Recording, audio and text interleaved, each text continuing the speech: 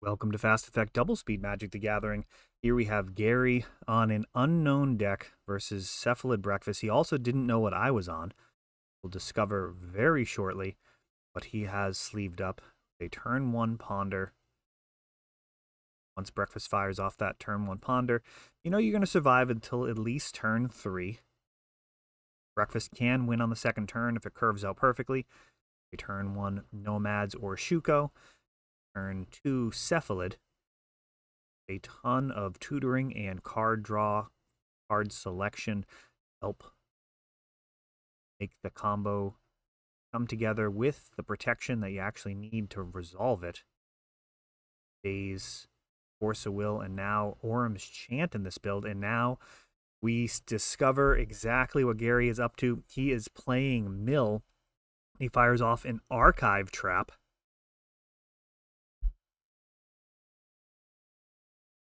Mill 13 cards, and like he is brainstorming.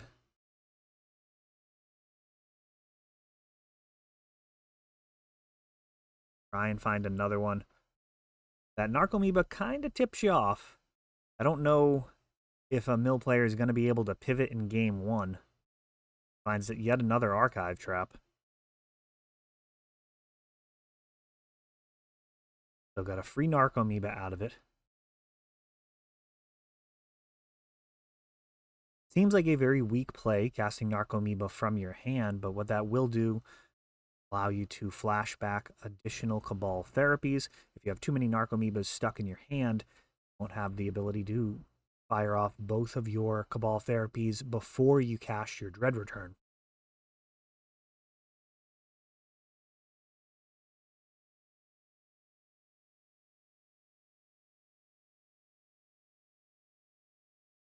See what gets added to the board here. Brainstorm. Another turn without winning. Mill has to be one of the... Well, I guess I should say Breakfast has to be one of the worst possible matchups for Mill. Literally what the deck is trying to do. I would say it's gotten better since I cut Aether Vial. That was basically an unbeatable card for Mill. You just get the Thassa's Oracle into your hand, and you don't even need to get your combo. You can just allow them to mill you out.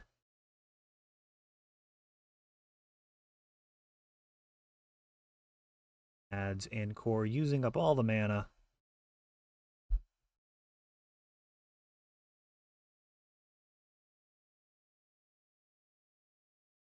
A port of Modern Mill. Visions from Beyond here. Basically an Ancestral Recall. There you're going to be able to draw 3 cards. Scary proposition, actually letting that resolve.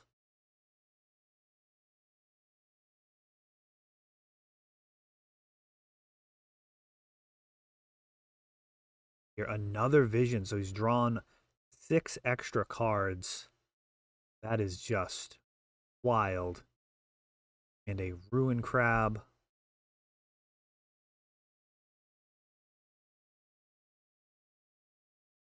Hitting another Narcomoeba. Beatdown plan's definitely not going to be enough here. Great that he is milling out. There's just no way that like 3 Narcomoebas would be able to get there over the next 6 turns. Crap, going to be able to be out of time. 2 mana left open on the other side. Check in the library, and there's the Cephalid. I can help out with the milling. Done a heck of a job so far getting rid of my library. And a lot of the times these mill decks will have some graveyard hate in the main.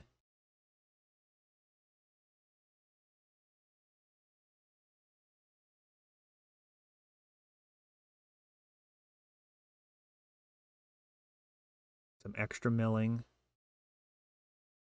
Got a decision to make here. Fetched out a Watery Grave.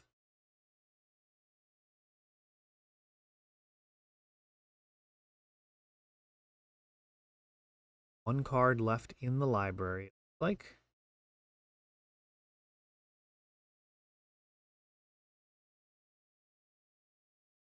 Ball Therapy and Dread Return, the key cards from the graveyard.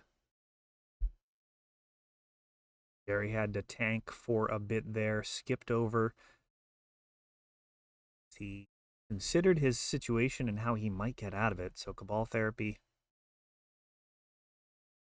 to clear the way.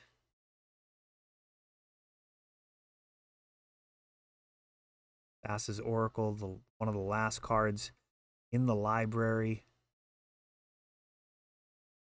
Cabal Therapy is going to be naming Force of Will.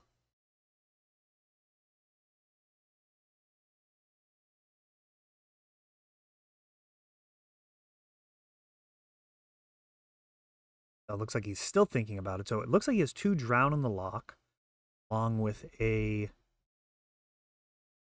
Force of Will, which does get taken.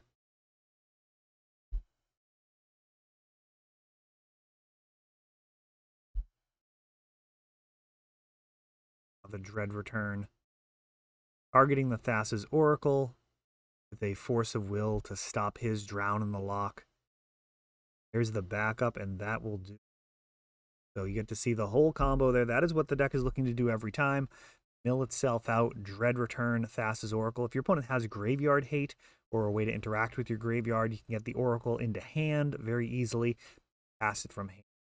This deck is finally getting its due.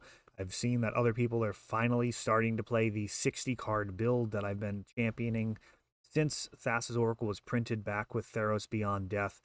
Deck has done nothing but get better since then, with Modern Horizons 2 giving us step through incredible instant speed, uncounterable tutor for your wizard, either Cephalid or Thassa's Oracle. That also pitches the Force of Will. I mean, the deck is just in incredible shape. And of course, Urza's Saga, another tremendous card, as it allows you to get Shuko and gives you a little bit of a pivot plan, but the ability to get an uncounterable Shuko, very welcome. Also is a mana source for you. That was probably the majority of my losses with my previous build. I would occasionally lose. I had a great record with it, but I would occasionally lose to the mana base. I was on 17 lands along with 4 Aether Vials. At this point, I am totally cut Aether Vial. Still super happy with the results. Thassa's Oracle, just one of the strongest Magic cards ever printed.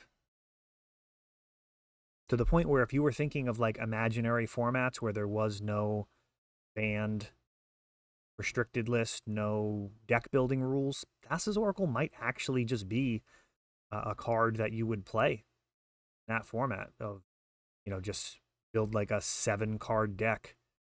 Start with 0 cards in your library, flash out with Leyline of Anticipation along with Black Lotus.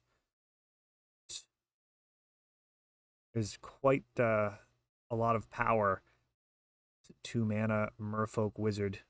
Leyline's going to try and stop Thassa's Oracle from coming out of the graveyard. In my build, main focus now is going to be getting Oracle into hand.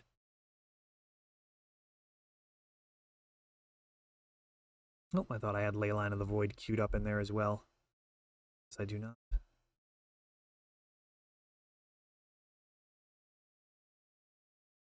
Current build is running 4 copies of Orum's Chant and a copy of Teferi. Baby Teferi has been very strong. I have seen other people running lists that run 3 of him. I'd imagine that is also quite good. Answer to problem permanence, while also putting the shields up when you attempt a combo. I experience the most effective thing against breakfast from the other side of the table really has been creature removal at this point. Cards like Snuff Out can be a big problem. Trying to win with Shuko. Snuff Out can still kill your nomads have Nomads plus Cephalid. In case that you're playing against creature removal with this deck, you generally want to get the combo piece that you have more of onto the battlefield. Have 2 Nomads and a Cephalid. Go ahead and put your Nomads down first, then you can cast your Cephalid. They kill the Nomads in response. You still have the next turn uncounterable Cephalid. At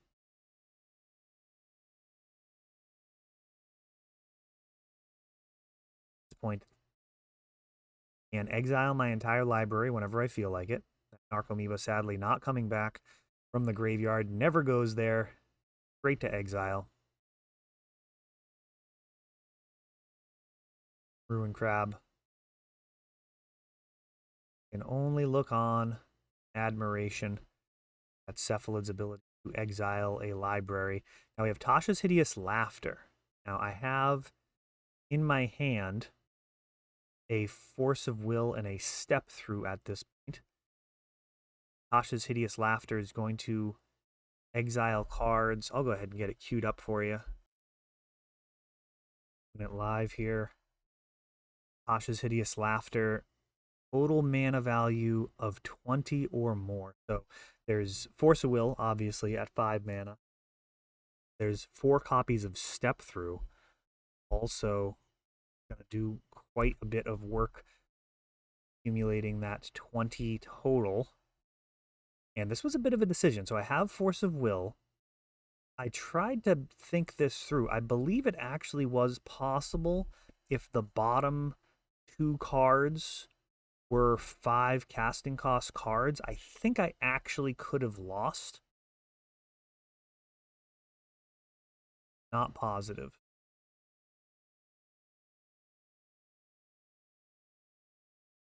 Wants can possibly go. It looks like those cards have a bit of glare on them. Brainstorm, Ponder, Orm, Narcomoeba. Stops at 20. So there's 4 cards left in the library.